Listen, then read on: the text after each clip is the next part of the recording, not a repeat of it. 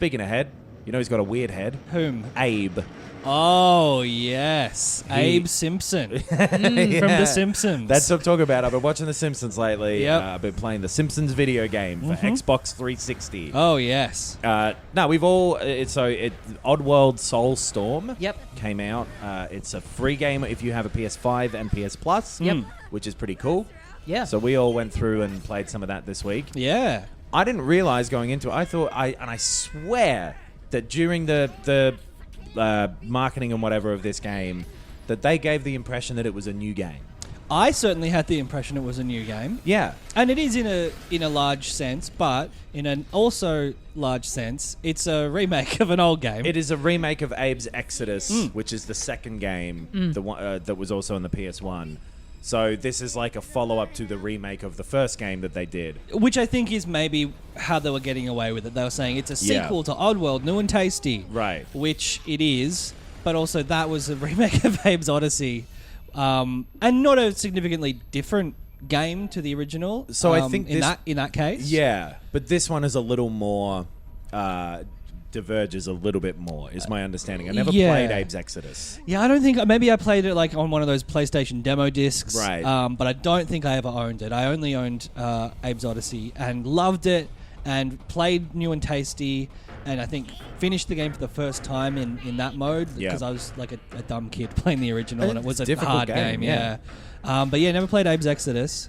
Until the other day, apparently. It is annoying that it's got a different name. It's not New and Tasty. At least gives the impression of like, oh, this is a it's kind of hinting at it's like a remake or a remaster or whatever. Yeah. But this has just got a whole new kind of subtitle. But it's odd, bizarre. But then at the same time, pretty time, odd world though. So it's a worse title. Yeah. I think. Doing Oddworld Abe's Exoddus, Oddworld Abe's Odyssey, then Oddworld Abe's Exoddus. Great. Because they did a bunch of weird shit, other Oddworld games. Because then there was after Munch's Odyssey. Yeah, and then Stranger's Wrath. Yes. And there were meant to be 5 originally. I remember this from the magazines at the time. Yeah. And then they never made that 5th one, but then they have started doing these remakes now.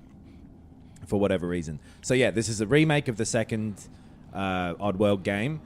And it isn't that fun to play for me so far. I agree. I like it a lot, but I'm finding it difficult. Yeah, so it is the same basic thing that Abe's Odyssey and Exoddus were, where it is like generally a 2D area. Oh, it's always kind of, a flat plane that you're running on, but it kind of curves around sometimes and does some stuff. 2.5D, I think they call it. Whoa, that's a good fucking term, dude. So, it is a little challenge area and there is a puzzle there to solve. Generally, that puzzle involves both a mix of figuring out what the puzzle is and then having good execution on what you're meant to do, which is generally throw some bottles. You've got bottles that lay down a flammable liquid and bottles that lay down water, and you get some other items later on as well. There's a lot of, there's a crafting system. Right. And all this shit that, is a little bit much at first, but it makes sense over time. Yeah, because the original Abe game, you could throw grenades, and you could chant and possess things. Yes, so that's back. And that's back. Yeah. But yeah, the OG, it was basically just that. You could do things like turn off mines, open doors and shit like that. Switches. A lot of switches and a lot of very finicky platforming. I remember in the original and in the new and tasty version of it, just fucking so many jumps where it's like, I swear that I had hit jump before I fell off the edge of that ledge. Yeah. Yeah, so I'm coming to this not having that kind of nostalgia for this world. We did new and tasty for one of our early Patreon things. I played a little bit of it for that and I found it...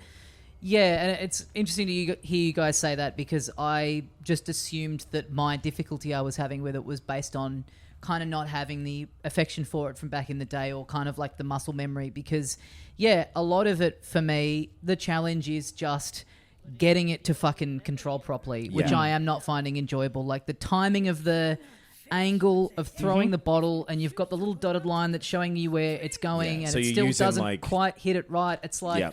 I can't be fucked working out exactly what little spot you want me to stand into. I just am finding that very annoying. Because the movement is only with the left analog stick. The D-pad is being used for like commands that you give to other little guys who are sometimes following you around. And then the right stick is to kind of aim. Yep. And it gives you that arc trajectory with the dotted lines that heaps of games have. But there'll be like, there's like the flammable liquid that you've got, so you can have a little bad guy who's walking in front of a little fire. Yeah. And then if you hit that with the thing, it'll blow him up. And there's no lock on or anything like that, so often you miss it by like a millimeter, and it's like, nah, and he's alerted to you and he shoots at you, and it's like, it's not for lack of skill that I haven't hit this. Yeah. It's not from not knowing what to do.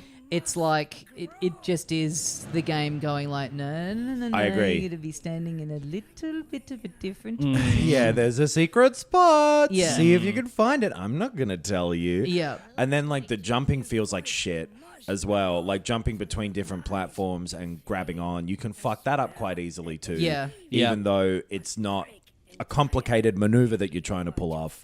It's just a simple thing that it controls poorly. I haven't found the jumping because there's a double jump which was not in the other games, and I'm finding I'm just doing that and it's like, oh yeah, okay, I'm over onto the ledge now. Yeah. But I've found getting down impossible because it's same. like, well, it's the analog stick, and if you don't press directly down perfectly, then you move forwards or move sideways. Yeah.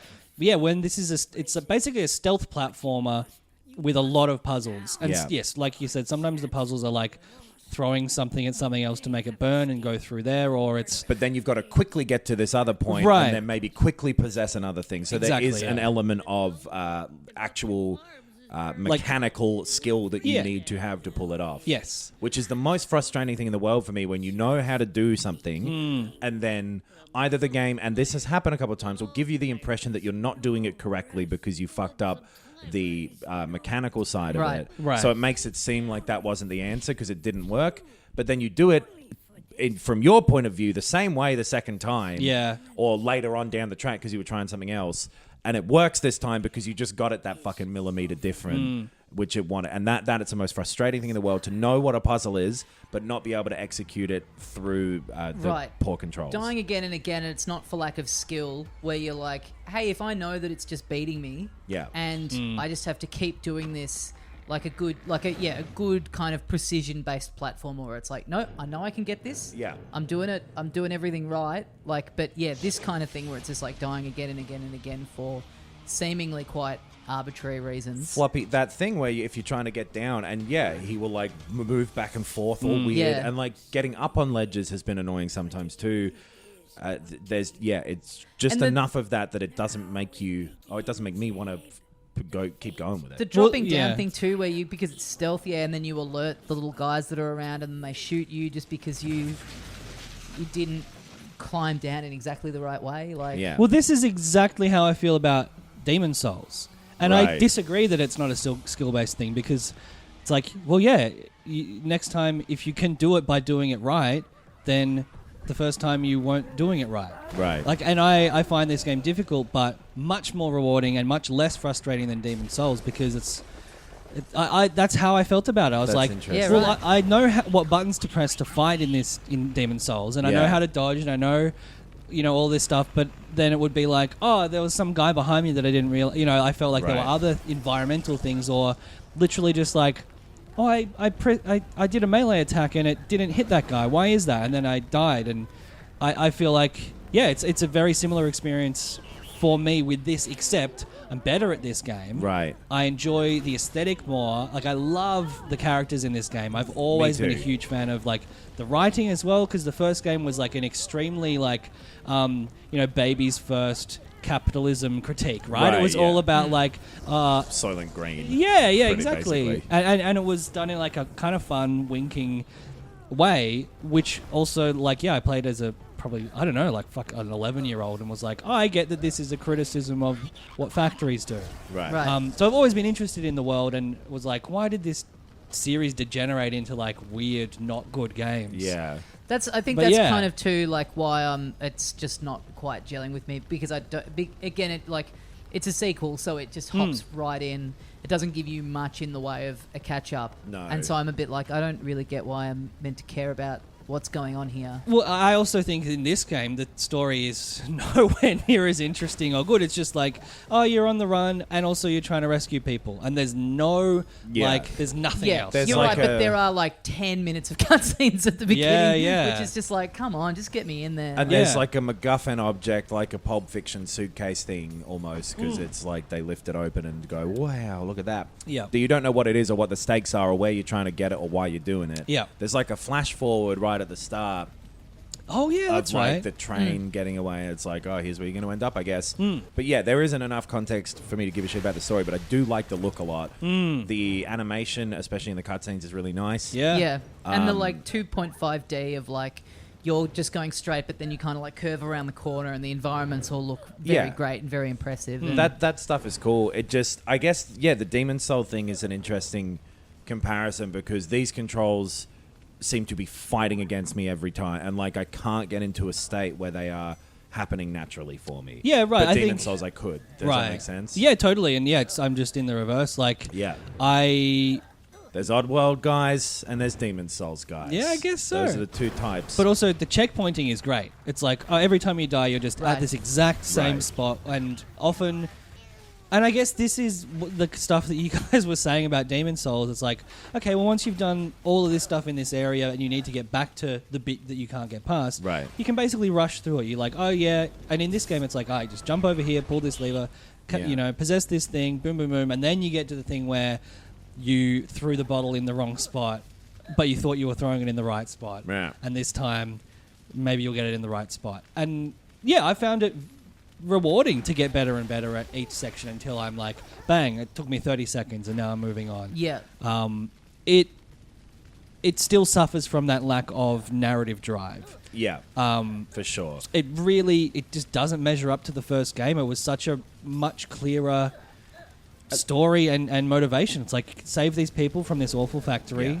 The factory was well designed. All the areas were kind of cool and different. The enemy types were really interesting to come across for the first time in the first game. But yeah, this is just a bit blander to me. Yeah, I agree with that because like, there really isn't, as much as I like the presentation of and the look of the story, I have no idea what's going on. And I played that first game and I guess I know what's going on, but it just seems like it's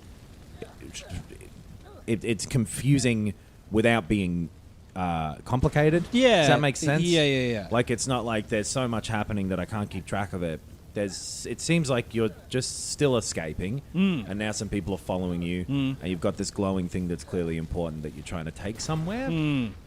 That's really all it is, but there's no actual context for the individual screens that you're going through, I guess. Yeah, sure. Yeah. Like that first one, it's like, you're escaping a factory, so here are the bits of the factory. You're going through this weird fantasy world because you need to get this power to save all the people. Yep. It made sense, but you just kind of, it's a series of disconnected puzzles in this one. And the puzzles themselves are fine. In a similar way to the first one, but it just really doesn't feel good to actually control it to me either.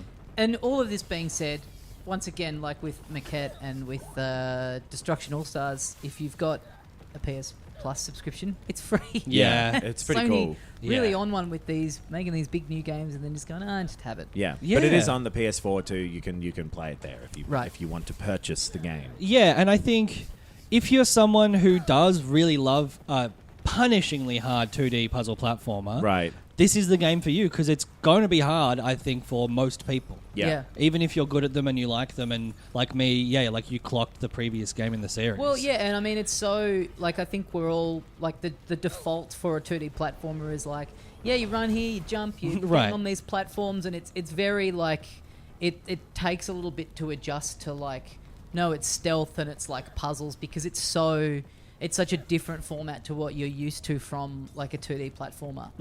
To not just go, I just fucking run and jump on this guy and you've got to like stop in each section and kind of survey it. And because it's not really a platformer in the way that it's like those games like Flashback and Another World and Heart of Darkness and all of those ones from like the 90s that were this type of difficult platformer still, but like an adventure-y kind of thing as well. Like I guess it's not as atmospheric or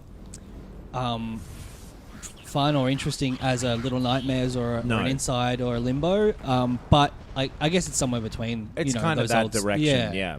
And I think it probably suffers with those games having sort of taken an extra leap. Especially with the revelation that it's a remake. You know what I mean? It was a little more behind the times than I was expecting it to be, which I think kind of made it my impression of it a little less positive than it might have been. Right. I know you guys. I don't hate the world, but it's just stylistically, it is a little uninteresting and drab to me, which I know is by design. But that second bit, it's like this is just a desert. When you're talking about Inside and Little Nightmares, that even though they are doing some tropey things, it just feels to have a bit more personality to it than this, which like outside of the character design of this weird little goblin thing with his mouth sewn shut, it's like the puzzles are just you're chucking water around and putting out fire. Like it's kind of just generic setting. It doesn't really feel like it's this like fantastical fantasy world. It's like, this is just a desert that I'm running through. Like, I definitely like the characters a lot more than the environments. Like those little octopus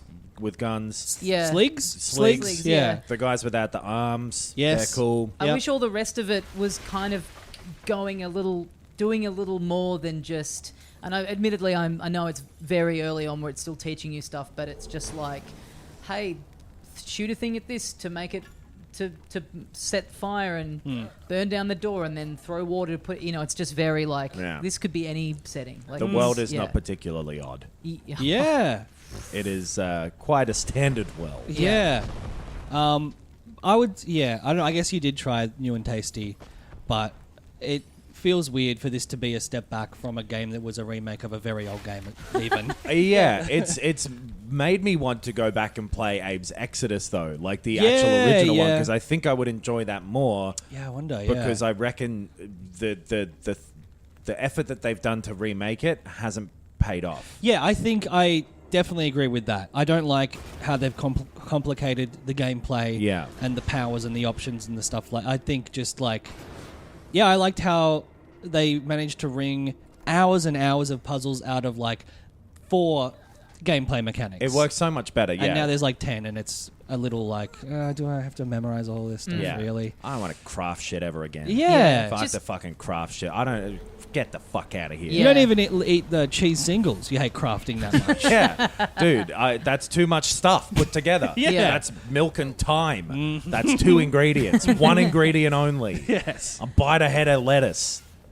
That's all I do. I don't even wash it. That's too much. Fuck. It's too much crafting. No I'm water. eating caterpillars all the fucking time. Just dirt. Then they grow into butterflies inside me, and I'm like, fuck you, dude. Yeah. You crafted yourself. I'm sick of it. Menus. Fuck off. Yeah. But it's fine. Yeah, it's a okay. fine Yeah, game. It is I'm okay. sure it'll be a hit with some people. Yeah.